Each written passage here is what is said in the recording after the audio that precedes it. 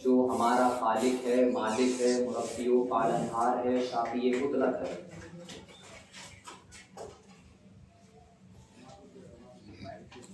معزز سامعین کرام، مختصر مختصر کے آپ نے مجھے جو موضوع دیا ہے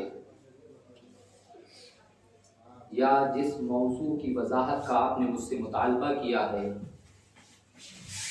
اس کا تعلق منہج سلف سے ہے کہ آخر منہج سلف ہی ضروری کیوں،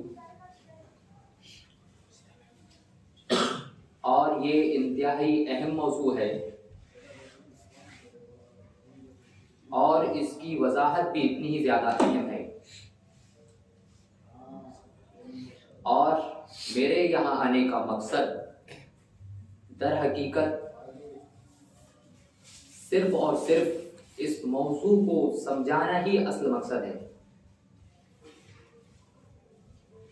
کیونکہ یہ بہت اہم موضوع ہے۔ لیکن سوال یہ پیدا ہوتا ہے کہ آخر منہج کسے کہا جاتا ہے،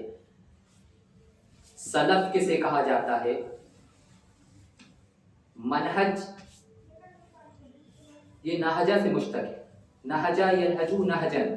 سے منہج مانے ایک خاص راستہ یا خاص طریقہ جس کو منہج کہا جاتا ہے، یا روشن اور تابناک شاہراہ،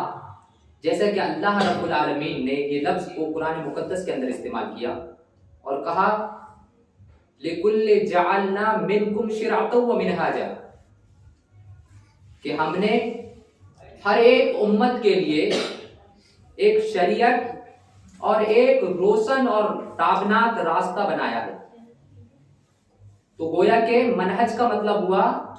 روشن اور تابناک راستہ۔ اب سوال یہ پیدا ہوتا ہے کہ سلف کسے کہا جاتا ہے؟ اگر لغت کے اعتبار سے آپ دیکھیں کہ سلف کس کو کہا جاتا ہے، تو لغت کے اعتبار سے سلف ہم سے پہلے والوں کو کہا جاتا ہے، جو پہلے گزر چکے ہیں اسے سلف کہا جاتا ہے۔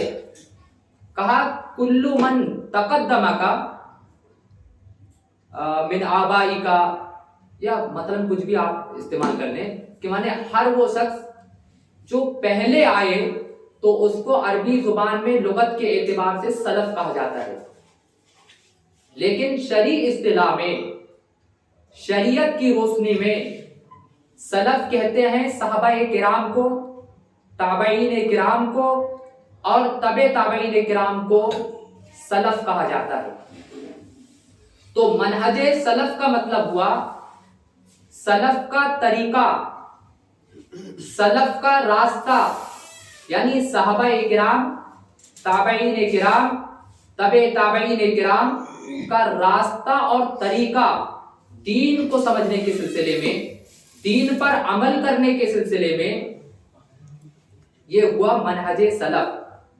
لیکن اب یہ سوال پیدا ہوتا ہے کہ آخر منہج سلف ضروری کیوں ہے؟ جیسا کہ اللہ رب العالمین نے قرآن مقدس کے اندر ارشاد فرمایا اتبع سبیل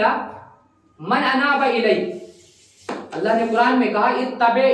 کہ آپ اس راستے کی اتباع کریں، اس راستے کی پیروی کریں، من اناب الی، جو اللہ رب العالمین کی طرف رجوع ہو گئے۔ علامہ ابن کثیر رحمت اللہ علیہ بیان فرماتے ہیں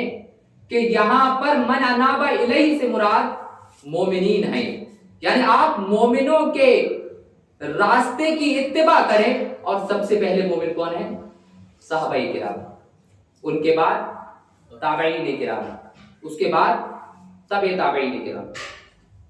تو اس ناحیے سے، اور اللہ رب العالمین نے امر کا صیغہ استعمال کیا اتبع سبیل من اناب الی، کہ آپ ان لوگوں کے راستے کی اتباع کریں، ان لوگوں کے راستے کی پیروی کریں جو اللہ کی طرف رجوع کر گئے۔ اور یہ ایک اصول ہے، الامر دال علی الوجوب، کہ امر کسی چیز کے واجب ہو جانے پر دلالت کرتا ہے۔ اس ناحیے سے صحابہ کرام کے راستے کی اتباع انسان کے اوپر فرض ہے، واجب ہے، ضروری ہے۔ اور اگر آپ دیکھیں علامہ ابن قیم رحمۃ اللہ علیہ بیان فرماتے ہیں وجوب اتباع الصحابہ من السلف، کہ سلف میں سے جو صحابہ ہیں ان کی اتباع انسانوں پر واجب اور ضروری ہے۔ اور امام ابن قدامہ رحمۃ اللہ علیہ نے بیان فرمایا قد ثبت وجوب اتباع السلف بالکتاب والسنہ والاجماع والعبرۃ دلت علیہ، کہ کہا قرآن، سنت، اجماع اور قیاس کے ذریعے سے پتہ چلتا ہے کہ سلف کی اتباع کرنا انسان پر واجب اور ضروری ہے۔ سلف کی اتباع کرنا، ابن قدامہ رحمۃ اللہ علیہ بیان فرماتے ہیں قد ثبت وجوب اتباع سلف بالکتاب والسنہ والاجماع والعبرۃ دلت علیہ۔ اور اگر آپ دیکھیں شیخ الاسلام علامہ ابن تیمیہ رحمۃ اللہ علیہ بیان فرماتے ہیں کہ کوئی بھی شخص اس وقت تک ہدایت پر ہونے کا دعویٰ نہیں کر سکتا جب تک کہ وہ قرآن و حدیث کی طرف نہ لوٹ جائے، یعنی اپنے رشتے کو قرآن و حدیث سے مضبوط جب تک نہ کرے تب تک کوئی بھی شخص یہ دعویٰ نہیں کر سکتا اپنے آپ کے ہدایت یافتہ ہونے کا۔ اس کے بعد کہا اگر وہ قرآن و حدیث کی طرف رجوع کرتا ہے، اگر وہ قرآن و حدیث کی طرف اگر لوٹتا ہے تو وہ اس کے بعد بھی اپنے آپ کے ہدایت یافتہ ہونے کا دعویٰ اس وقت تک نہیں کر سکتا جب تک کہ وہ قرآن اور حدیث کو ویسا نہ سمجھے جیسا کہ صحابہ کرام نے سمجھا تھا۔ یہ علامہ ابن تیمیہ رحمۃ اللہ علیہ بیان فرماتے ہیں۔ کیونکہ معزز سامعین کرام، یہ صحابہ جس کو رسول اکرم صلی اللہ علیہ وسلم کی صحبت حاصل ہوئی،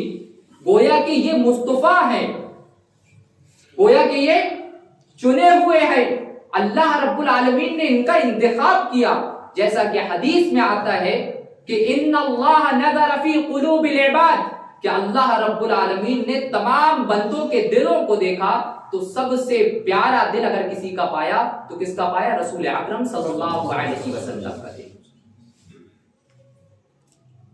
تو اللہ رب العالمین نے رسول اکرم صلی اللہ علیہ وسلم کو اپنی رسالت کے لیے چن لیا۔ اس کے بعد ثم نظر اللہ فی قلوب العباد بعد قلب محمد صلی اللہ علیہ وسلم، اور محمد صلی اللہ علیہ وسلم کے انتخاب کے بعد محمد رسول اللہ صلی اللہ علیہ وسلم کو اپنی رسالت کے لیے چن لینے کے بعد اللہ رب العالمین نے تمام کے تمام بندوں کے دلوں کو دیکھا تو اس میں سب سے اچھا اگر کسی کا دل پایا تو صحابہ کرام کا دل پایا۔ تو پھر صحابہ کرام کو اللہ رب العالمین نے رسول اکرم صلی اللہ علیہ وسلم کی صحبت کے لیے چن لیا اور ان کی دین کی نشر و اشاعت کے لیے چن لیا۔ جیسے عبداللہ بن عمر بیان فرماتے ہیں من کان مستنہ فلیستن بمن قد مات، اور اس کے بعد کہا اولئک اصحاب محمد صلی اللہ علیہ وسلم، کہ آپ نے کہا کہ اگر آپ کو کسی کی پیروی مقصود ہے، اگر آپ کسی کی پیروی کرنا چاہتے ہیں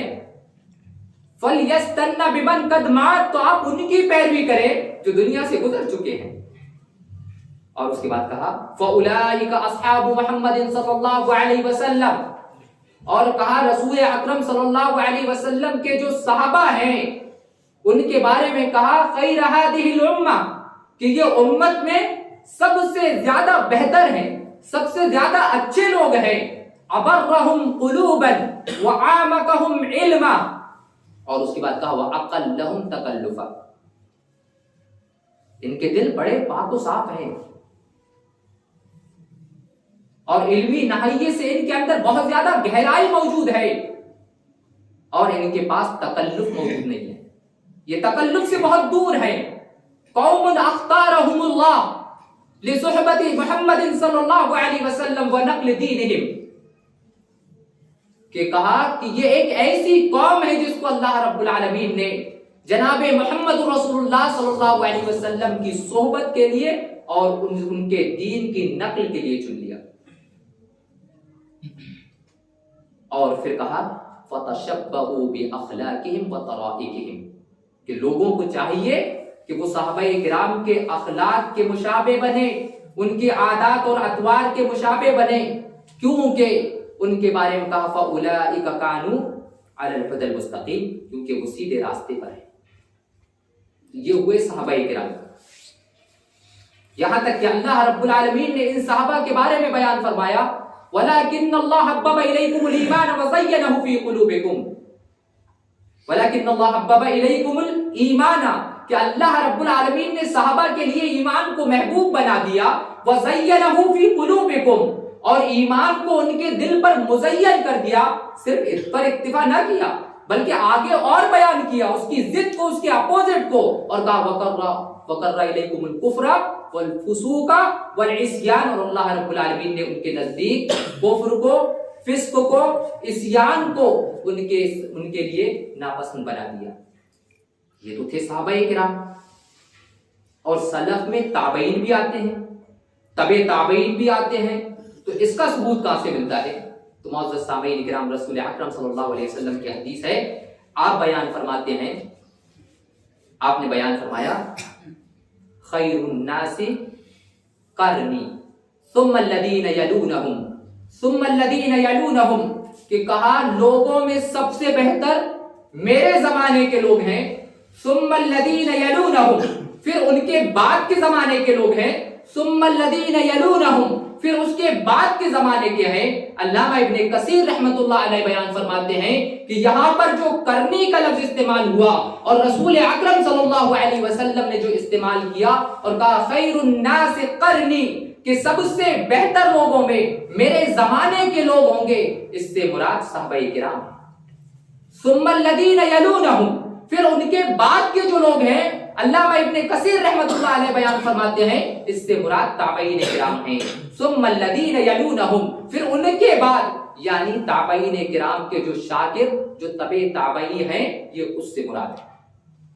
تو خود اللہ کے رسول نے کیا کہا؟ خیر الناس قرنی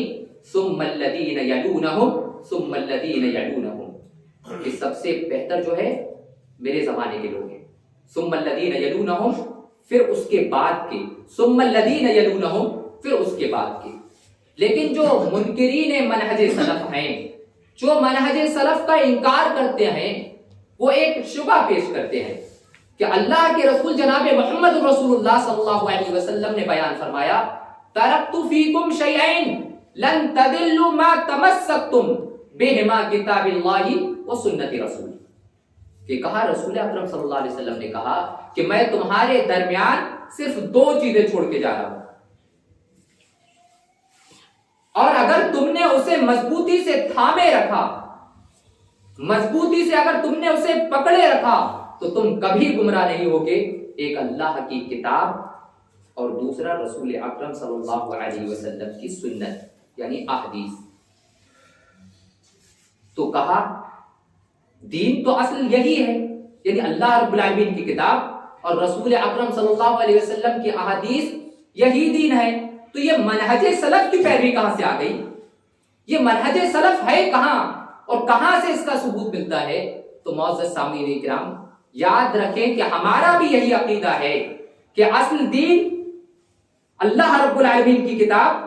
اور جناب محمد رسول اللہ صلی اللہ علیہ وسلم کی احادیث ہیں. ہمارا یہ بھی عقیدہ ہے کہ قرآن اور احادیث کے مقابلے میں اگر صحابہ کرام کا اپنا قول آ جائے تو وہ ہمارے نزدیک دلیل نہیں ہو سکتا. لیکن یاد رکھیے گا جب اس قرآن اور حدیث کو سمجھنے کی بات آ جائے، قرآن اور حدیث پر عمل کی بات آ جائے، قرآن اور قرآن مجید پر عملی تطبیق کی بات آ جائے، تو یاد رکھیے گا کہ ہماری سمجھ سے پہلے صحابہ کرام کی سمجھ کو ہمارے اوپر مقدم کرنا ضروری ہے. سمجھ میں صحابہ کرام کی سمجھ کو ہم ترجیح دیں گے، صحابہ کرام کی سمجھ کو ہم مقدم رکھیں گے، کیونکہ معزز سامعین کرام شریعت نے انسان کو اجازت نہیں دی کہ وہ قرآن کو جیسا چاہے سمجھے. یہ آزادی شریعت نے نہیں رکھی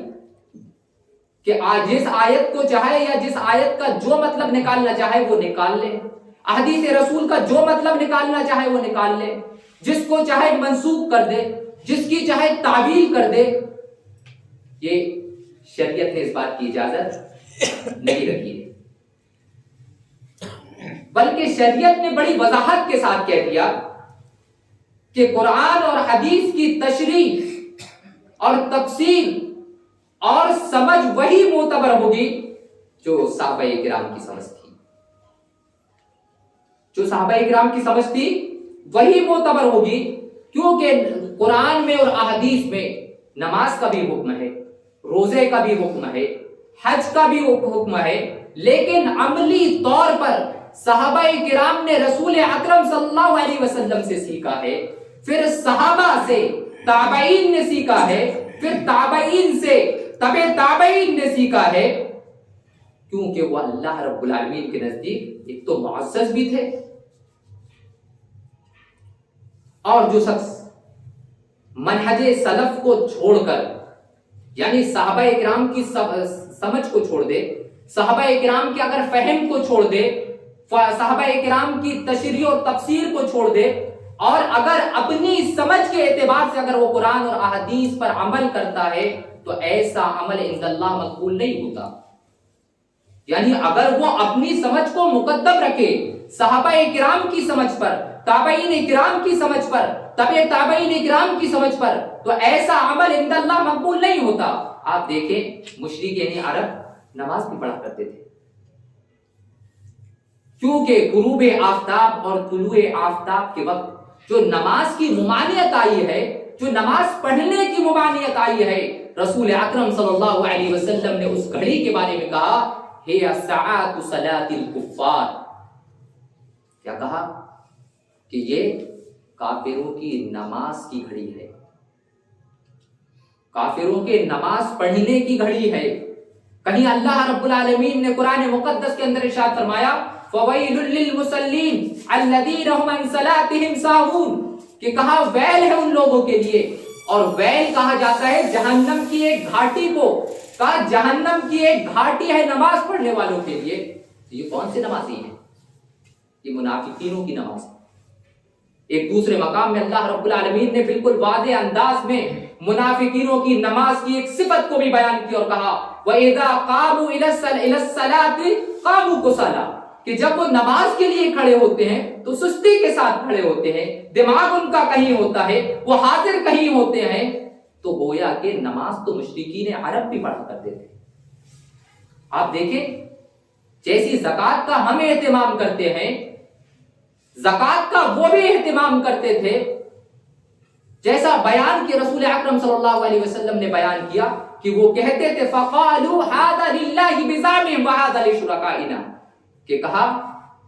جب اپنی کھیتی کی زکوٰۃ نکالتے, جانوروں کی زکوٰۃ نکالتے تو کہتے هَذَا لِلَّهِ, اس میں ایک حصہ اللہ رب العالمین کا ہے, وَهَذَا لِشُرَكَائِنَا, اور اس میں ایک حصہ جو ہے وہ ہمارے شرکاء کے لیے ہے. تو زکوٰۃ تو وہ بھی دیتے تھے, حج وہ بھی کیا کرتے تھے,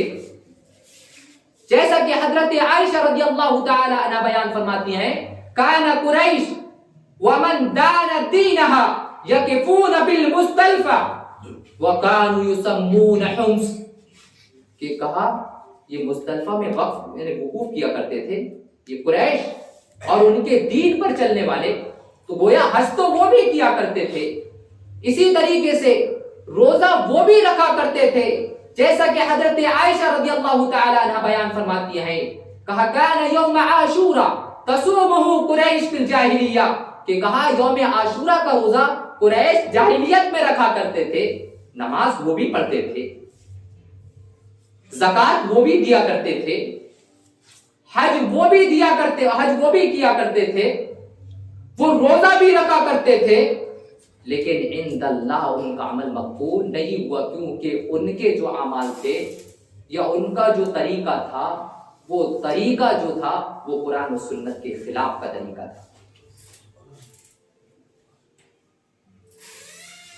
ان کا طریقہ صحابہ کرام کے طریقے سے میل نہیں کھاتا تھا، اور صحابہ کرام کا عمل عند اللہ مقبول ہوا، اور صرف مقبول ہی نہیں بلکہ صحابہ کرام نے قرآن کو جیسا سمجھا اور سمجھنے کے بعد جیسا عمل کیا، اس پر جیسا ایمان لایا، یہاں تک کہ اللہ رب العالمین نے ان صحابہ کرام کے ایمان کو ہدایت کی کسوٹی بنا دیا کہ کہا اگر تمہارا ایمان صحابہ کی ایمان کی طرح ہوگا تو وہ عند اللہ مقبول ہوگا، تم ہدایت یافتہ ہوگے، اور اگر تمہارا ایمان صحابہ کے ایمان کی طرح نہ ہو تو ایسے ایمان کے اللہ رب العالمین کی ضرورت نہیں ہے جو ایمان صحابہ کے مخالف ہو۔ اللہ نے قرآن میں کہا آمنوا بمثل ما آمنتم به فقد اهتدوا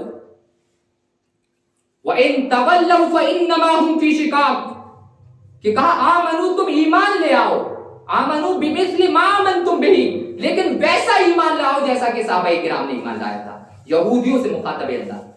یہودیوں کے بارے میں اللہ رب العالمین کہہ رہا ہے کہ اگر تمہارا ایمان صحابہ کے ایمان کی طرح ہوگا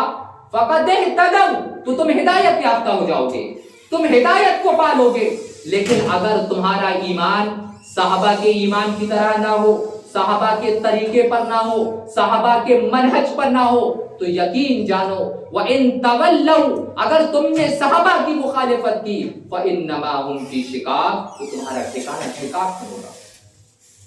یہ شقاق کسے کہا جاتا ہے؟ شقاق میں ہوگا یعنی تمہارا ٹھکانہ جہنم میں ہوگا۔ اللہ نے دوسرے مقام میں کہا فَأَمَّا الَّذِينَ شَقُوا فَفِي النَّارِ، جن کے اندر شقاوت موجود ہے فَفِي النَّارِ، وہ جہنم میں ہوں گے۔ یعنی صحابہ کے اگر طریقے کو جو چھوڑے گا، صحابہ کے جو منہج کو چھوڑے گا، صحابہ کے جو اسلوب کو چھوڑے گا، تو وہ ہدایت یافتہ نہیں ہو سکتا، بلکہ اس کا ٹھکانہ جہنم ہوگا۔ کیونکہ صحابہ کرام کے عمل پر مقبولیت کی مہر لگ چکی ہے،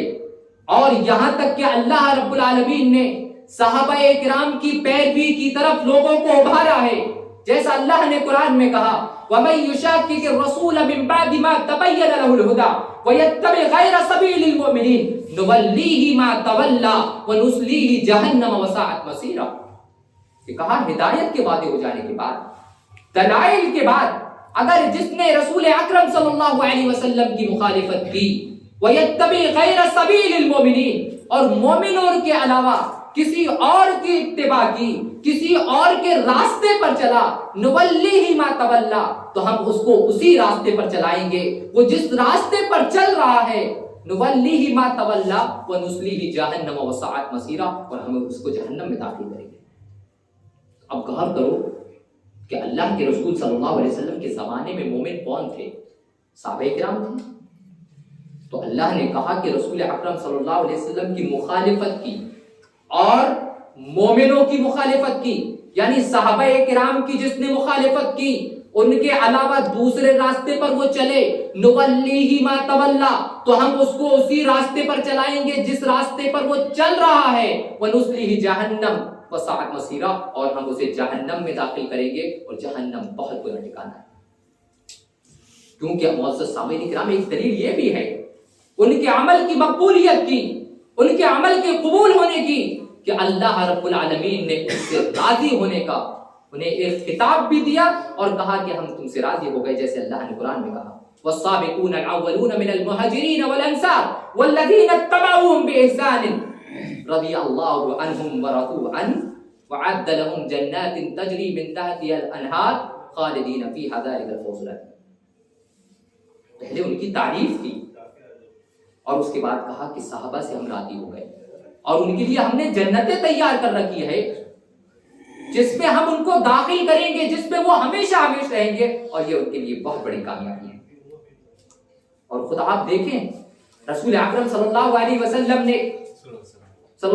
نے دنیا میں جنت کی بشارت دی، کہا ابو بکر فی الجنہ، عمر فی الجنہ، عثمان فی الجنہ، علی فی الجنہ الی آخر، میں نے کہا ابو بکر تم جنتی ہو، عمر تم جنتی ہو، عثمان تم جنتی ہو، علی تم جنتی ہو۔ اس طریقے سے خود اللہ کے رسول جناب محمد رسول اللہ صلی اللہ علیہ وسلم نے صحابہ کو دنیا میں جنت کا سرٹیفکیٹ دے چکا تھا، اسی کو عشرہ مبشرہ کہا تھا۔ اب دوسرا ایک اشکال یہ پیش کرتے ہیں جو منکرین منہج سلف ہیں، جو منہج سلف کو انکار کرتے ہیں، وہ ایک شبہ یہ پیش کرتے ہیں کہ اللہ رب العالمین نے قرآن میں کہا وَأَنَّ هَذَا صِرَاطِي مُسْتَقِيمًا فَاتَّبِعُوهُ وَلَا تَتَّبِعُوا السُّبُلَ، کہ کہا یقیناً یہ میرا سیدھا راستہ ہے، اور ہاذا سے مراد لیتے ہیں دین۔ ہم نے کہا بالکل صحیح ہے کہ دین یہ میرا سیدھا راستہ ہے، فَاتَّبِعُوهُ آپ اس کی اتباع کریں، وَلَا تَتَّبِعُوا السُّبُلَ ان کے علاوہ آپ دوسرے راستوں کی اتباع نہ کریں۔ اگر آپ نے اس کے علاوہ دوسرے راستوں کی اتباع کی تو یقیناً یہ راستے جو ہیں آپ کو پہلے والے راستے سے یعنی سیدھے راستے سے ہٹا دیں گے۔ تو انہوں نے یہ کہا کہ یہاں پر ہاذا سے مراد دین ہے، اور دین در حقیقت اللہ رب العالمین کی کتاب اور جناب محمد رسول اللہ صلی اللہ علیہ وسلم کی احادیث کا نام ہے، اور اللہ رب العالمین نے صرف اس کی پیروی اور اتباع کا حکم دیا ہے۔ تو یہ منہج سلف کی پیروی کہاں سے آئی؟ لیکن غور کریں معزز سامعین کرام کہ جب بھی ہم نماز پڑھتے ہیں، چاہے نفل پڑھیں یا فرض پڑھیں، جب ہم سورہ فاتحہ پڑھتے ہیں تو ہم اللہ رب العالمین سے اس راستے کی ہدایت کی دعا کرتے ہیں اور کہتے ہیں اہدنا الصراط المستقیم، کہ اللہ تو ہمیں سیدھے راستے کی ہدایت دے۔ اس پر اکتفا یعنی رکتے نہیں، اکتفا نہیں کرتے، ٹھہرتے نہیں، بلکہ اس کے بعد ایک اور جملہ کہتے ہیں۔ وہ جملہ کون سا ہے؟ اہدنا الصراط المستقیم صراط الذین انعمت علیہم، کہ اس راستے کی ہمیں ہدایت دے، اس راستے کی ہدایت دے جس پر تو نے انعام کیا، جس پر تو نے انعام کیا۔ اب دیکھیں انعام کس پر کیا؟ آپ قرآن سے پوچھیں کہ اللہ رب العالمین نے انعام کس پر کیا، تو اللہ رب العالمین نے ایک دوسرے مقام میں ارشاد فرمایا، کہا فَأُولَٰئِكَ مَعَ الَّذِينَ أَنْعَمَ اللَّهُ عَلَيْهِمْ مِنَ النَّبِيِّينَ وَالصِّدِّيقِينَ وَالشُّهَدَاءِ، کہا من النبیین والصدیقین والشہداء والصالحین وحسن اولئک رفیقا۔ کس پر اللہ رب العالمین نے انعام کیا؟ کہا کہ اللہ رب العالمین نے نبیوں پر انعام کیا، شہداء پر انعام کیا، صدیقین پر انعام کیا اور صالحین پر انعام کیا۔ تو خود ہم اللہ رب العالمین سے صحابہ کرام جس راستے پر چلے ہیں، صحابہ کرام کا جو اسلوب تھا، صحابہ کرام کا جو طریقہ تھا قرآن اور حدیث کو سمجھنے کے سلسلے میں، ہم اس راستے کی خود اللہ رب العالمین سے ہدایت کی دعا کرتے ہیں۔ اور معزز سامعین کرام یاد رکھیے گا میرے اس جملے کو، اگر ہم نے صحابہ کرام کے راستے کو چھوڑا، صحابہ کرام کے راستے کو چھوڑ کر ہم نے خود ساختہ طور پر اپنی عقل کی بنیاد پر دین کو سمجھنے کی کوشش کیا یا دین پر عمل کرنے کی کوشش کیا، تو معزز سامعین اکرام ہم گمراہ ہو جائیں گے، جیسے خوارج گمراہ ہو گئے۔ وہ دین کے بہت سے احکامات کو، دین کی بہت ساری جو آیات کو اپنے عقل سے سمجھنے کی کوشش کرتے تھے۔ آپ دیکھیں کہ تحکیم کے مسئلے میں وہ اپنی عقل کی بنیاد پر حضرت علی اور ان کے ساتھی اور حضرت امیر معاویہ اور ان کے ساتھیوں کو برا بھلا کہتے تھے، کہتے تھے کہ وہ صحیح منہج پر نہیں ہے، بلکہ یہاں تک کہ اس بنیاد پر انہوں نے سارے کے سارے صحابہ کو کافر کہا، یہاں تک کہ لڑائی کے لیے ابھر گئے، لڑائی کے لیے بھی تیار ہو گئے وہ خوارج۔ لیکن عبداللہ بن عباس نے یہ منظر کو دیکھا، حضرت عبداللہ بن عباس حضرت علی کے پاس گئے اور ان سے اجازت مانگی کہ علی میں ان خوارج کے پاس جاتا ہوں جنہوں نے تحکیم کے مسئلے کو نہیں سمجھا۔ وہ خوارج کے پاس گئے، حضرت علی نے ان کو اجازت دی، وہ خوارج کے پاس گئے اور خوارج کے پاس جانے کے بعد یہ کہا کہ خوارج تم یہ بات جانتے ہو، یہ تمہارے علم پر یہ بات ہے کہ رسول اکرم صلی اللہ علیہ وسلم نے علم کے میدان میں، تقوی کے میدان میں، ایمان کے میدان میں اگر اپنے پیچھے کسی کو چھوڑا ہے تو وہ صحابہ کرام ہیں۔ اور بتاؤ کون سا صحابہ کرام میں کون ایک ایسا صحابی کا نام بتاؤ جو تمہاری تائید پر کھڑا ہو؟ کس صحابی نے تمہاری تائید کی؟ جب انہوں نے عبداللہ بن عباس کی یہ بات کو سنا، خوارج نے، مورخ لکھتے ہیں کہ جب مجلس کا اختتام ہوا تو تقریباً 2000 خوارج نے توبہ کیا اور یہ کہا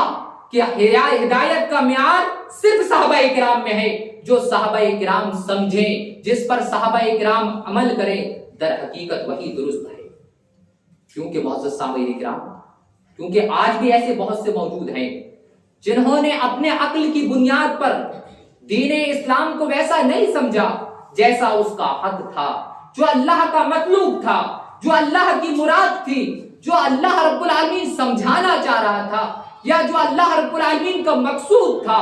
وہ انہوں نے ویسا نہیں سمجھا، بلکہ اپنی عقل کی بنیاد پر الٹا سیدھا من مانی جیسا چاہے ویسا سمجھنے کی کوشش کی۔ آپ دیکھیں اللہ نے قرآن میں کہا الرحمن علی العرش استویٰ، کہ رحمان عرش پر مستوی ہے۔ ایک آیت کریمہ کیا کہا؟ رحمان عرش پر مستوی ہے۔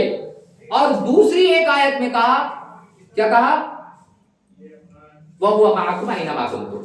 کہ اللہ رب العالمین تمہارے ساتھ ہے، تم جہاں ہو اللہ رب العالمین تمہارے ساتھ وہاں پر ہے۔ آپ دیکھیں ان کے سلسلے میں عشائرہ ماتریدیہ کا موقف، کہ جب یہ آیت کریمہ پیش کی گئی الرحمن علی العرش استویٰ، کہ رحمان عرش پر مستوی ہے، تو انہوں نے ایسی ایسی تعبیر کی اور یہاں تک کہ یہ بیان کر دیا اور کہا لیس اللہ علی العرش لا علی عرش، کہا لا علی مقام، کہ اللہ رب العالمین کسی جگہ نہیں ہے، نہ عرش پر ہے،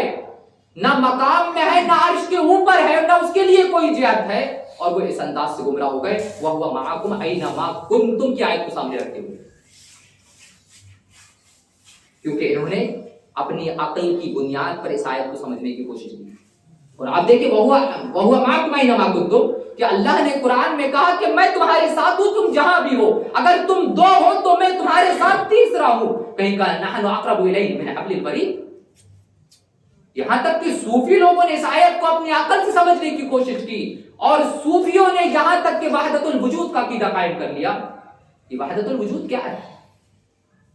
کہا وحدت الوجود کا جو عقیدہ ہے، کہا کہ جب انسان عبادت کرتا ہے، ریاضت کرتا ہے، تو وہ اس مقام کو پہنچ جاتا ہے، وہ اس مقام کو پہنچ جاتا ہے کہ ہر چیز پر اسے اللہ نظر آتا ہے، یا ہر چیز میں اللہ رب العالمین کا ایک جز نظر آتا ہے۔ نعوذ باللہ من ذالک،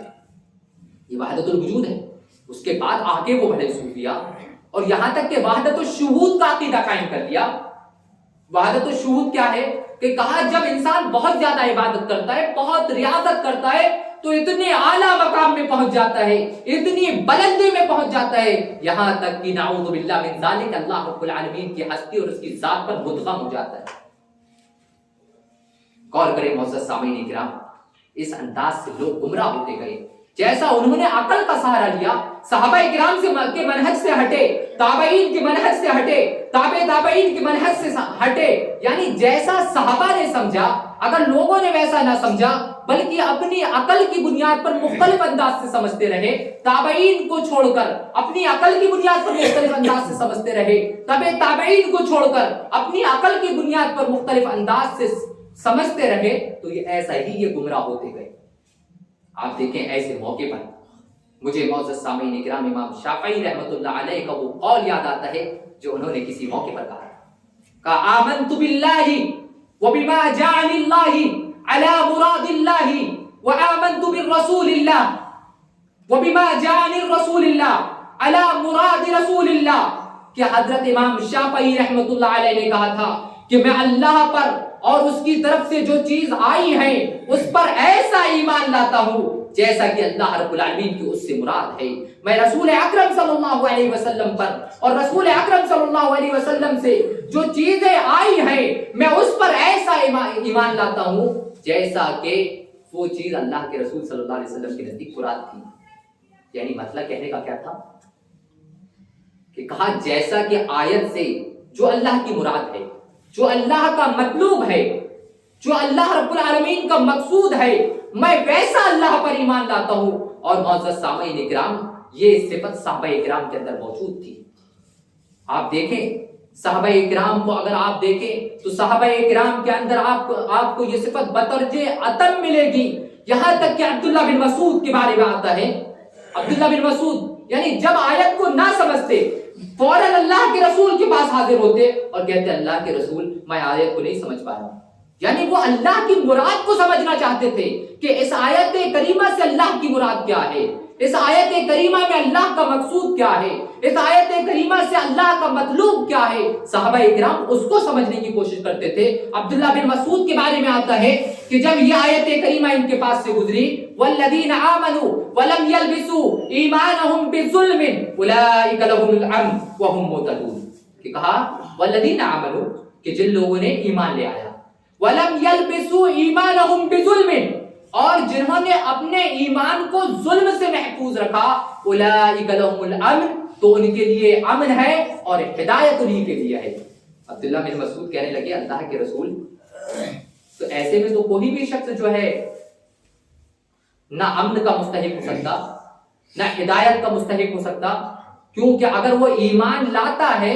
تو انسان اپنے نفس پر ظلم کرتا ہے، دانستہ طور پر ہو یا نادانستہ طور پر ہو۔ کبھی کبھی انسان سے دوسرے کو تکلیف ہو جاتی ہے یا خود اپنے اوپر وہ ظلم کرتا ہے، تو کہا کیا ہمارے لیے امن نہیں ہے، کیا ہمارے لیے ہدایت نہیں ہے؟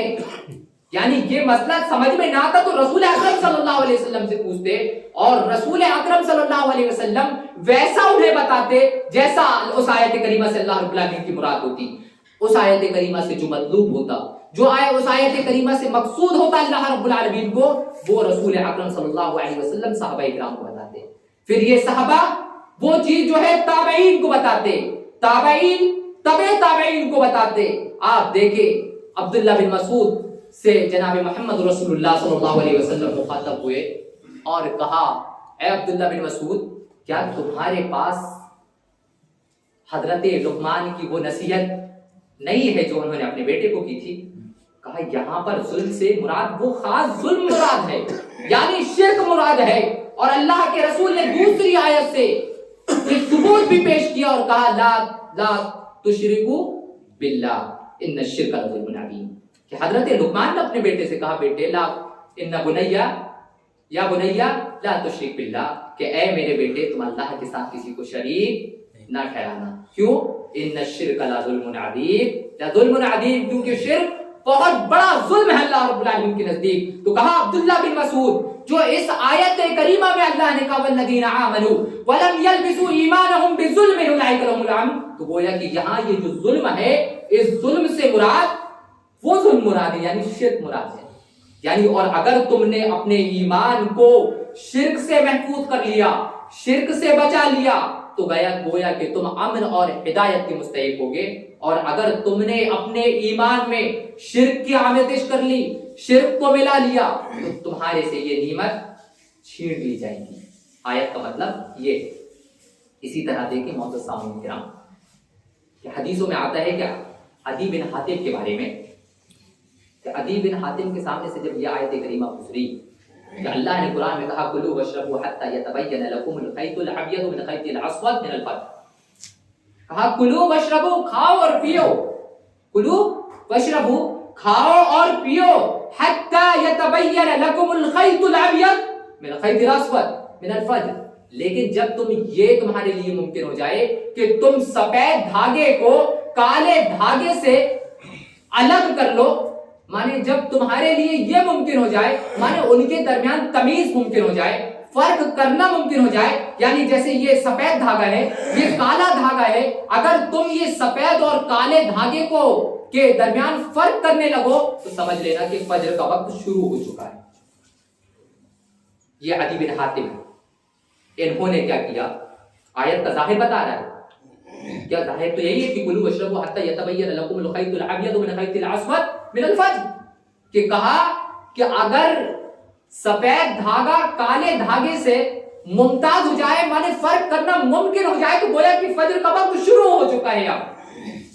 تو عدی بن حاتم نے اپنے گھوڑے کی 2 رسی نکالی، ایک سفید تھی ایک کالی، اور نکالنے کے بعد اسے رات میں سوتے وقت اپنے تکیے کے نیچے رکھ لیا، اور رکھنے کے بعد جب فجر کا وقت ہو چکا تب عدی بن حاتم نے دیکھا، لیکن وقت ایسا تھا کہ وہ ان دونوں کے مابین فرق نہیں کر پا رہے تھے، یعنی انہیں سفید جو ہے اور کالی یہ دونوں الگ نظر نہیں آ رہی تھی، اور فجر کا وقت مکمل ہو چکا تھا۔ وہ اللہ کے رسول صلی اللہ علیہ وسلم کے پاس گئے اور کہا اللہ کے رسول، قرآن میں اللہ رب العالمین نے بیان فرمایا کلوا واشربوا حتی یتبین لکم الخیط الابیض من الخیط الاسود من الفجر، کہ کہا اللہ نے قرآن میں یہ کہا کہ کھاؤ اور پیو اس وقت تک جب تک کہ تم سفید اور کالے داغے کے مابین فرق نہ کرنے لگو. تو کہا فجر کا وقت ہو چکا ہے لیکن اس کے باوجود بھی میں ان کے درمیان فرق نہیں کر پا رہا ہوں. آخر اللہ کے رسول اس آیت سے مقصد کیا ہے, مطلب کیا ہے؟ اللہ کے رسول صلی اللہ علیہ وسلم نے حاتم بن عدی کو بتایا. کہا حاتم بن عدی جیسا تم سمجھ رہے ہو در حقیقت اس آیت کا مطلب وہ نہیں ہے. کہا اس آیت کریمہ سے دن اور رات کی حد مراد ہے. دن اور رات کی حد مراد ہے. کہا کہ جب رات کا اختتام ہوتا ہے, جب رات ختم ہوتی ہے اور دن کی شروعات ہوتی ہے, تو اس موقع پر جب دن کی شروعات ہوتی ہے تو ایک سفید لکیر بنتی ہے, اور رات کا اختتام ہوتا ہے تو ایک اندھیری اور کالی لکیر بنتی ہے. اور کہا کہ جب وہ سفید والی لکیر جو بن رہی ہے اگر وہ کالی لکیر سے الگ نظر آنے لگے تو سمجھ لینا کہ اب فجر کا وقت شروع ہوا ہے. تو یہ تھے معزز سامعین کرام صحابہ کرام. صحابہ کرام کو اگر جو مسئلہ سمجھ میں نہ آتا فوراً رسول اکرم صلی اللہ علیہ وسلم سے پوچھتے تاکہ اس سے وہ اللہ کی مراد کو سمجھے, اللہ کے مطلوب کو سمجھے, اللہ کے مقصود کو سمجھے. اور جیسا وہ سنتے رسول اکرم صلی اللہ علیہ وسلم سے تو پوری امانت داری کے ساتھ, پوری دیانت داری کے ساتھ وہ اس کو اپنے پیچھے جو یعنی تابعین کرام ہیں وہ ان تک منتقل کرتے, اور تابعین کرام اس کو تبع تابعین تک منتقل کرتے. ایک بات اور سب سے اہم وجہ معزز سامعین کرام کہ جب آیت کریمہ کا نزول ہوتا اس وقت صحابہ کرام وہاں پر موجود تھے, اور وہ آیت جو آیت ہوتی اس کے سبب نزول کو جانتے. اور انسان اس وقت تک انسان کے لیے ذرا مشکل ہے کہ وہ سمجھے جب تک کہ وہ اس کے سبب نزول کو نہ جانے. یعنی وہ یہ جانتے تھے کہ یہ آیت کس پس منظر میں نازل ہوئی, یہ آیت کے نازل ہونے کا مقصد کیا تھا. کہ جیسا آپ دیکھیں کہ ابو عمران بیان فرماتے ہیں کہ کہا ہم نے ایک مرتبہ قسطنطنیہ کی طرف اپنا رخ کیا, اس موقع پر ہمارے سپہ سالار عبد الرحمن بن خالد تھے. کہا ہم نے دیکھا کہ دشمن سب دھان کر کھڑا ہے, سب لگا کر کھڑا ہے, اسی میں ہمارے ہی درمیان سے ایک شخص پورے جذبے کے ساتھ نکلا اور ان پر حملہ آور ہو گیا. صحابہ کرام نے یہ دیکھا تو کہا, صحابہ کرام نے یہ آیت پڑھ دی وَلَا تُلْقُوا بِأَيْدِيكُمْ إِلَى التَّهَلُّكِ, کہ کہا تم اپنے آپ کو ہلاکت میں کیوں ڈال رہے ہو, کیونکہ ایک انسان کا کسی فوج پر منفرد حملہ کرنا گویا کہ انہوں نے یہ کہا کہ گویا کہ تم اس نظریے سے جو ہے اپنے آپ کو ہلاکت میں ڈال رہے ہو. وہیں پر ابو ایوب انصاری موجود تھے. ابو ایوب انصاری نے کہا کہ صحابہ جیسا آیت کریمہ سے اور جو تم استدلال کرنا چاہ رہے ہو حالانکہ تمہارا استدلال غلط ہے, بلکہ اس آیت کریمہ سے یہ مقصد نہیں ہے تم اس سے جہاد کی ممانعت ثابت کر رہے ہو, بلکہ یہ جہاد کا حکم دیتی ہے یہ آیت کریمہ, کیونکہ اس موقع پر ہم رسول اکرم صلی اللہ علیہ وسلم کے ساتھ تھے. اس موقع پر ہم رسول اکرم صلی اللہ علیہ وسلم کے ساتھ تھے, اور جب رسول اکرم صلی اللہ علیہ وسلم کے دور میں فتوحات ہوئے تو ہم نے جہاد کو چھوڑ کر اطمینان والی زندگی کو اپنا لیا, کیونکہ مال بہت زیادہ تھا اس موقع پر. تو اس موقع پر یہ آیت کریمہ نازل ہوئی وَأَنفِقُوا فِي سَبِيلِ اللَّهِ وَلَا تُلْقُوا بِأَيْدِيكُمْ إِلَى التَّهَلُّكِ, کہ کہا جو تمہیں مال ملا ہے تم اس کو اللہ کے راستے پر خرچ کرو, اور اگر تم نے جہاد کو چھوڑ کر ایسے ہی بیٹھے رہا تو گویا کہ تم نے اپنے آپ کو ہلاکت میں ڈال دیا. ابو ایوب نے بتایا, کہا کہ آیت کا مقصد یہ تھا کیونکہ وہ سبب نزول کو جانا کرتے تھے. اسی طریقے سے معزز سامعین اکرام ایک اصول ہے, اصولیوں نے بنایا بِضِدِّهَا تَتَبَيَّنُ الْأَشْيَاءُ. اگر کسی چیز کا اپوزٹ معلوم ہو, اگر کسی چیز کی ضد معلوم ہو, کسی چیز کا مخالف معلوم ہو, تو آپ اس کی اصلیت تک یا اس کی معرفت تک بہت آسانی سے پہنچ سکتے ہیں. اب آپ دیکھیں کہ سلف جو ہم نے کہا کہ منہج سلف, تو اب سوال یہ پیدا ہوتا ہے کہ منہج سلف کا مخالف کیا ہے, منہج سلف کا اپوزٹ کیا ہے. اور منہج سلف کے اصول کیا ہیں، منہج سلف کے قانون کیا، ضابطے کیا ہیں، اور اس کے جو اپوزٹ ہے اس کے ضابطے کیا ہیں، ان کا تقابل کے طور پر آپ دیکھیں تو معزز سامعین کرام، منہج سلف جو ہے اس کے خلاف ہے منہج خلف. جیسا اللہ نے قرآن میں کہا فَخَلَفَ مِن بَعْدِهِمْ فَخَلْفٌ، یہ کہا جو ان کے بعد آنے والے وہ خلف ہیں. لیکن خلف یہاں سلف کی اگر آپ ضد لائیں تو خلف کے دو معنی ہوتے ہیں، ایک خلف فاسد اور ایک خلف صالح. یہاں پر یہ جو سلف کے اپوزٹ میں آ رہا ہے تو یہاں مراد ہے خلف فاسد. تو گویا کہ اب یہ معلوم ہوا کہ منہج سلف کے مخالف کیا ہے، منہج سلف کے مخالف کیا ہے، منہج خلف. تو اب آپ ان کے اصول دیکھیں، ان کے ضابطے دیکھیں. جیسے منہج سلف کا پہلا اصول اور پہلا ضابطہ یہی ہے کہ قرآن اور حدیث کے تمام نصوص پر ایمان و یقین لانا، یہ منہج سلف کا سب سے پہلا اصول ہے. جیسا کہ رسول اکرم صلی اللہ علیہ وسلم، جیسا کہ اللہ رب العالمین نے خود قرآن مقدس کے اندر ارشاد فرمایا آمن الرسول بما انزل الیہ والمؤمنون، کہ کہا رسول اکرم صلی اللہ علیہ وسلم نے اور مومنوں نے اللہ پر ایمان لے کر آیا. تو یعنی قرآن اور احادیث کے تمام جو بھی چیزیں اللہ کی طرف سے آئی تو اللہ کے رسول نے ان تمام کی تمام چیزوں پر ایمان لایا. یعنی قرآن اور حدیث کے تمام جو نصوص ہے اس پر ایمان اور یقین کرنا در حقیقت منہج سلف کا پہلا یہ ضابطہ ہے. لیکن آپ اگر اس کے مخالف دیکھیں، منہج خلف کہتے ہیں، منہج خلف کا یہ ضابطہ ہے کہ ان الدلائل النقلیہ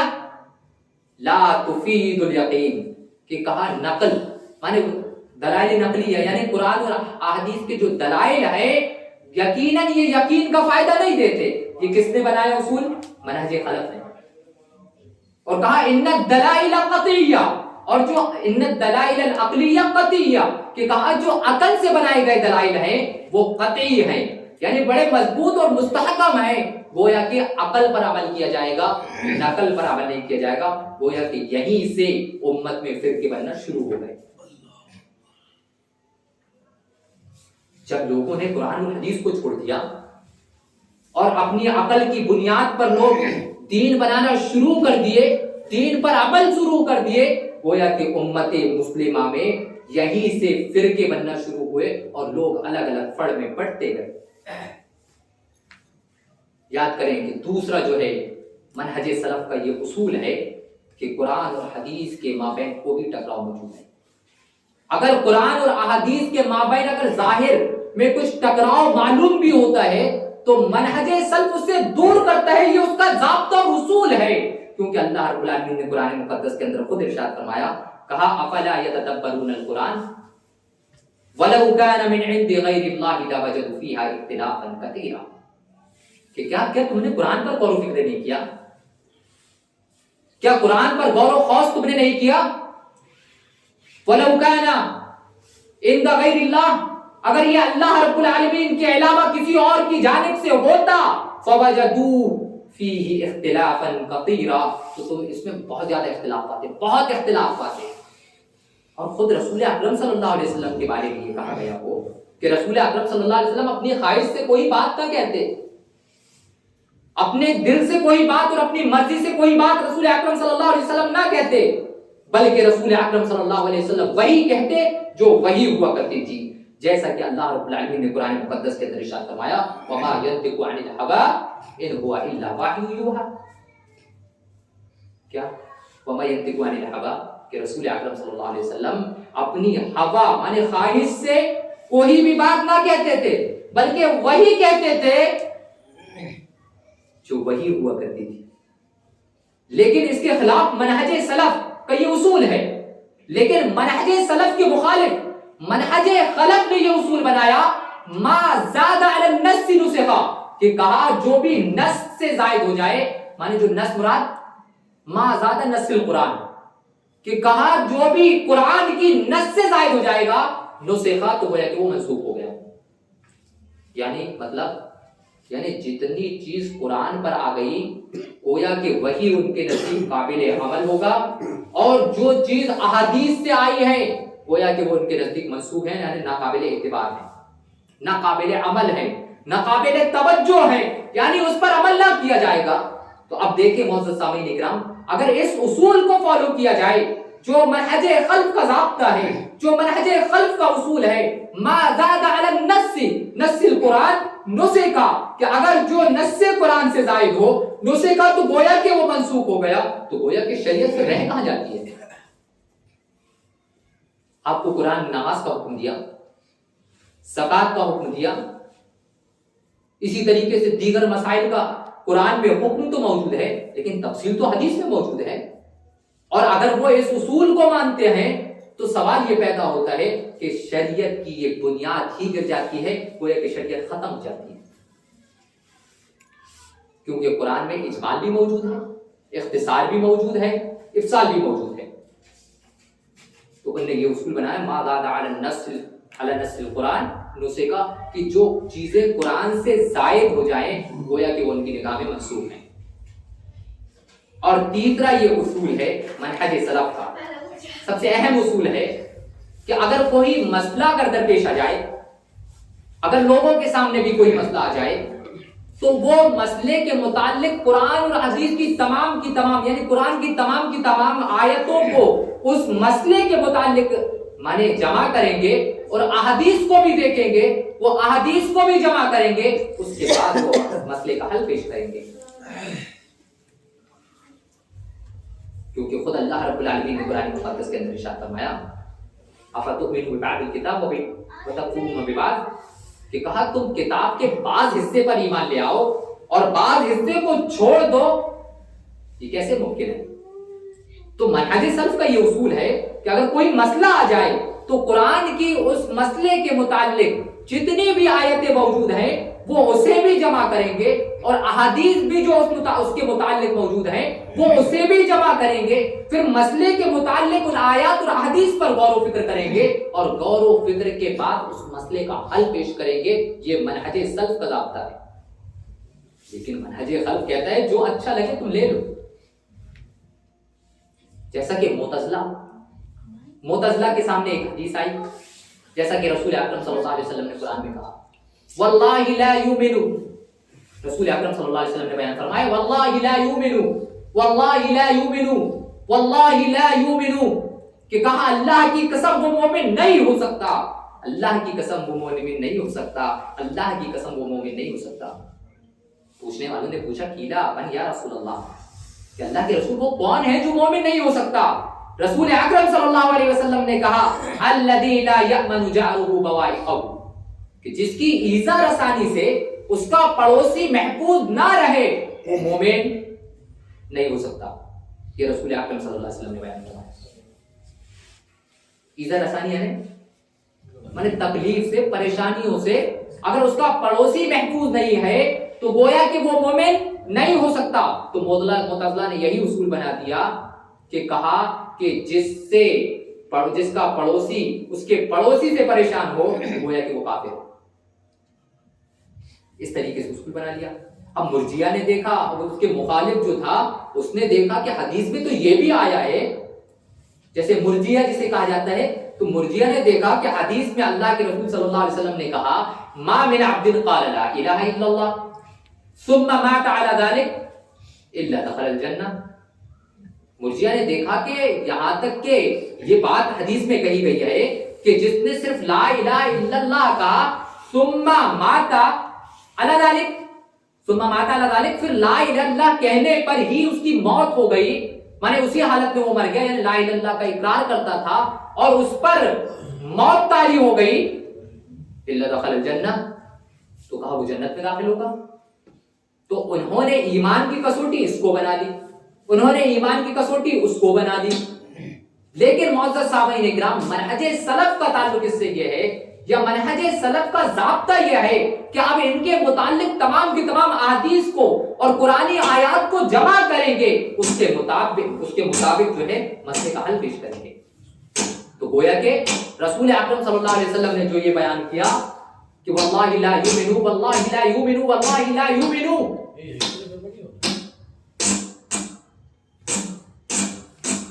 کہ کہا کہ اللہ کی قسم وہ مومن نہیں ہو سکتا، اللہ کی قسم وہ مومن نہیں ہو سکتا، جس کی ایذا رسانی سے اس کا پڑوسی محفوظ نہ رہے، تو کہا یہاں پر مومن سے مراد مومن کامل ہے، یعنی وہ مومن کامل نہیں ہو سکتا۔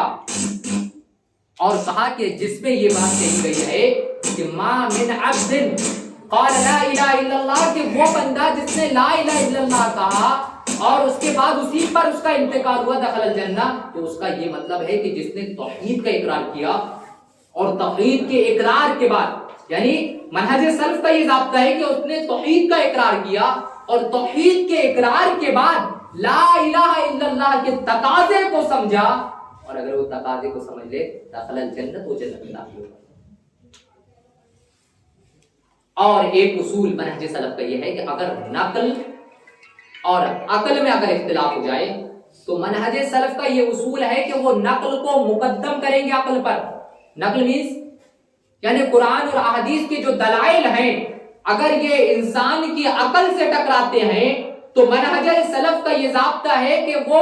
نقل کو مقدم کریں گے، یعنی قرآن اور احادیث کو جو ہے مقدم کریں گے انسان کی عقل پر، اور یہ اپنی عقل کو متہم ٹھہرائیں گے کہ جو حکمت قرآن اور حدیث میں اس مسئلے کے متعلق بیان کی گئی ہیں شاید کہ وہاں تک ہماری عقل کی رسائی ممکن نہ ہو، کیونکہ خود اللہ رب العالمین نے قرآن مقدس کے اندر ارشاد فرمایا، کہا وَأَنزَلْنَا مَعَهُمُ الْكِتَابَ وَالْمِيزَانَ، کہ کہا ہم نے تمہارے ساتھ کتاب بھی نازل کی، میزان بھی نازل کیا، اور احد البیان میں کہا گیا کہ یہاں کتاب سے مراد قرآن مقدس ہے اور میزان سے مراد کسوٹی ہے یا ترازو ہے، لیکن علامہ ابن کثیر رحمۃ اللہ علیہ بیان فرماتے ہیں کہ میزان سے مراد وہ حق ہے جسے عقل سلیم سمجھے، تو مقدم لیکن کتاب کو ہی رکھا گیا یہاں پر بھی۔ وَأَنزَلْنَا مَعَهُمْ، کہ رسولوں ہم نے نازل کیا ہے تمہارے ساتھ الکتاب، کتاب کو اور میزان کو، یہاں پر مقدم کتاب کو رکھا گیا۔ لیکن معزز سامعین اکرام، جو اس کے خلاف منہج خلف کا یہ ضابطہ ہے کہ اگر عقل اور نقل میں اختلاف ہو جائے تو ہم عقل کو مقدم کریں گے نقل پر۔ پوچھا گیا کیوں؟ کہا کہ اگر ہم نے آج وہ دلائل پر عقل کو مقدم نہ کیا اور عقل کو اپنی فرسودہ بنا دیا یا عقل کو منسوخ ٹھہرا دیا تو گویا کہ ہم اس مسئلے میں بھی منسوخ ٹھہرائیں گے جو ہمارے لیے شریعت اسلام میں داخل ہونے کا سبب بنا۔ پوچھا گیا کیسے؟ کہ کہا کہ جب ہم اسلام سے خالی تھے، اسلام کو نہیں جانتے تھے کچھ بھی، اور جب ہمارے سامنے قرآن اور احادیث پیش کی جاتی تو ہمارے ان دلائلوں کو ایکسپٹ کرنے کی جب بات آتی، ان دلائلوں کو قبول کرنے کی جب بات آتی تو ہماری عقل نے ہی اس طرف ابھارا تھا کہ گویا کہ یہ درست ہیں، اسے قبول کیا جائے، اسے مانا جائے۔ اس موقع پر ہماری عقل نے ابھارا تھا، اگر یہاں ہم عقل کو منسوخ ٹھہرا دیں تو گویا کہ ہمیں وہاں بھی عقل کو منسوخ ٹھہرانا پڑے گا۔ لیکن محترم سامعین کرام بھی بات کریں، استدلال بھی بات کریں، لیکن آپ اگر غور کریں، اگر عقل اور نقل کے اختلاف پر غور کریں تو یہ عقل کا جو اختلاف اور نقل کا اختلاف آیا ہے یا عقل کو ترجیح دینے کی بات آئی ہے، سب سے پہلے یہ شیطان سے آئی ہے۔ آپ دیکھیں کہ اللہ رب العالمین نے جب آدم علیہ السلام کو سجدے کا حکم دیا، ابلیس نے انکار کر دیا، اور انکار کرنے کے بعد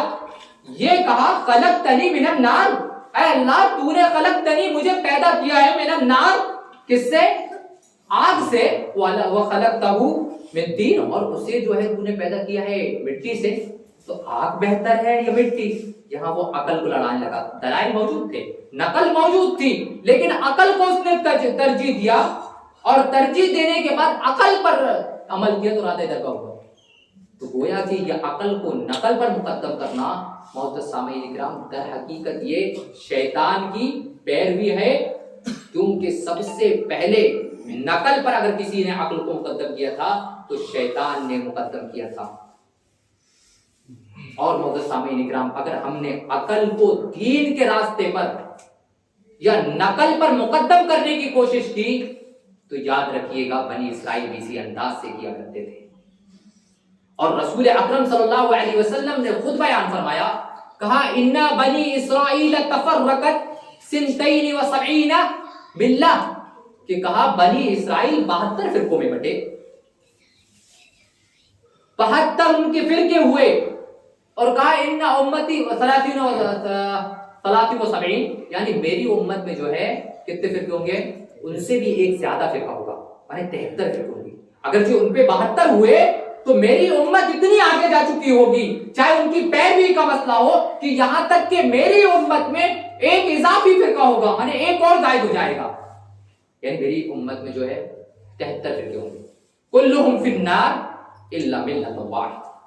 کہا وہ سواب کے ساتھ جو فرقے بنیں گے وہ تمام کی تمام جہنم میں جائیں گے، الا ملۃ واحد، الا فرقہ واحد، یعنی صرف ایک فرقے کے جو جنت میں جائے گا۔ آپ دیکھیں معزز سامعین کرام، غور کریں کہ بنی اسرائیل کی گمراہ ہونے کی وجہ کیا تھی؟ بنی اسرائیل کے گمراہ اور راہ راست سے ہٹنے کی وجہ کیا تھی؟ یہی عقل تھی ان کی۔ وہ یہ بھی کہا کرتے تھے ہو سکتا ہے کہ ایسا بھی ہو، وہ دلائل سے یہ بھی ثابت کرنے کی کوشش کر سکتے تھے ہو سکتا ہے کہ اللہ رب العالمین کی جو یہ آیتیں ہیں اس کا مفہوم یہ بھی ہو سکتا ہے، یہ بھی ہو سکتا ہے، بعض پر عمل کرتے، بعض کو منسوخ کرتے، بعض کو چھوڑتے، جو ان کے موافق ہوتی اسے لے لیتے، یعنی پورا دار و مدار عقل پر ہوتا تو وہ 72 فرقوں میں بٹے۔ اور اگر ہماری امت میں بھی عقل کو رواج دیا جائے، بہت رواج دیا جائے، معزز سامعین کرام اسی کے مشابہ ہو جائیں گے۔ اس کے بعد لیکن پوچھنے والوں نے یہ پوچھ تو لیا کہ اللہ کے رسول یہ نہیں پوچھا کہ 72 فرقے ہوں گے تو کیوں ہوں گے، یا 72 فرقے کہاں جائیں گے، بلکہ وہ یہ پوچھا کہ اللہ کے رسول جو ایک فرقہ ہوگا وہ کون ہوگا؟ اللہ کے رسول نے نام نہیں بتایا وہاں پر، بلکہ منہج بتایا وہاں پر، کہا ما انا علیہ واصحابی، کہ وہ فرقہ ہوگا جس پر میں ہوں اور میرے صحابہ ہیں، یعنی جس دین پر میں قائم ہوں اور جیسا صحابہ کرام دین پر عمل کر رہے ہیں، اگر وہ ویسا عمل کرے گا تو وہی فرقہ ہوگا جو جنت میں داخل ہوگا۔ کیونکہ معزز سامعین کرام خود رسول اکرم صلی اللہ علیہ وسلم نے یہ بات کہی، انه من يعش منكم بعدي فسيرى اختلافا كثيرا عليكم بالسنة وسنة الخلفاء الراشدين المهديين فتمسكوا بها وعضوا عليها بالنواجذ، کہ کہا کہ میرے بعد جو لوگ آئیں گے، انه من يعش منكم بعدي، کہ جو میرے بعد کے لوگ ہوں گے جو زندگی گزاریں گے، فسيرى اختلافا كثيرا، تو وہ بہت اختلاف پائیں گے، بہت اختلاف پائیں گے۔ لیکن اللہ نے صرف، اللہ کے رسول نے ایک اختلاف کو بتا کر ہٹا نہیں، بلکہ اس اختلاف کے سیلوشن کو بتایا، اس اختلاف کے حل کو بھی بتایا کہ اگر تم بہت زیادہ اختلاف دیکھنا، بہت زیادہ اختلاف اگر تمہارے سامنے ہو، یا تم اسے دیکھو، علیکم بالسنہ وسنت الخلفاء الراشدین المہدیین، تو اس موقع پر تم میری سنت کو لازم پکڑ لینا، وسنت الخلفاء الراشدین المہدیین، اور میرے خلفاء جو ہیں جو ہدایت یافتہ ہیں، تم ان کی سنت کو مضبوطی سے پکڑ لینا۔ اور کتنی مضبوطی اللہ کے رسول نے بیان کی، معزز سامعین اکرام، رسول اکرم صلی اللہ علیہ وسلم نے فرمایا وَعَزُّوا بِهَا تَمَسَّكُوا بِهَا وَعَضُّوا عَلَيْهَا بِالنَّوَاجِذ، مانے ایسا پکڑ لینا جیسا کہ دانت سے چبایا جاتا ہے، یا دانت سے مضبوطی کے ساتھ پکڑا جاتا ہے، کیونکہ اس موقع پر رسول اکرم صلی اللہ علیہ وسلم نے جو بات کہی کہ اختلافات بہت ہوں گے، بہت زیادہ اختلاف ہوگا، ایسے موقع پر منہج سلف پر چلنے میں معزز سامعین کرام رسول اکرم صلی اللہ علیہ وسلم نے یہ بشارت سنائی کہ اسے 50 صحابہ کی طرح اجر کیا جائے گا۔ آپ نے کہا ان بورائکم ایام الصبر، کہ صحابہ تمہارے بعد کچھ ایام صبر ہیں، آزمائے صبر ہیں، للمتمسکی فیہن یومئذ بما انتم علیہ اجر 50 منکم، قالوا یا رسول اللہ منہم قال بل منکم، کہ کہا اگر یہ جو صبر کے آزما ہیں، اگر اس موقع پر اگر کسی نے تمہارے منہج کو تھامے رکھا، تمہارے منہج کو مضبوطی کے ساتھ اختیار کر رکھا، تو اسے جو ہے کیا دیا جائے گا؟ 50 کیا ہے 50 صحابہ کی طرح اجر ملے گا۔ اس دور میں صحابہ نے پوچھا اللہ کے رسول یہ ان لوگوں کے بارے میں آپ بات کر رہے ہیں کہ وہ جو 50 کا اضافی جو دیا جائے گا وہ ان لوگوں کے طریقے سے دیا جائے گا جو ان لوگوں میں موجود ہوں گے، میں نے مطلب ہمارے جیسے، تو ہمارے کو جو اجر ملے تو یا ہمارے لوگوں میں اجر ملے گا یا جیسا صحابہ کو ملتا ویسا؟ اللہ تعالیٰ جیسا تمہیں اجر ملتا ہے ویسا والا اجر۔ بس معزز سامعین کرام، اب میں انہی باتوں میں اپنی بات کو ختم کرتا ہوں اور دعا کرتا ہوں کہ اللہ رب العالمین ہم سب کو صحیح سمجھ کی توفیق عنایت فرمائے. اللہ رب العالمین ہم سب کو نیک بنائے، نیک توفیق عنایت فرمائے. آمین ثم آمین. وآخر دعوانا ان الحمد للہ رب العالمین. والسلام علیکم ورحمۃ اللہ وبرکاتہ.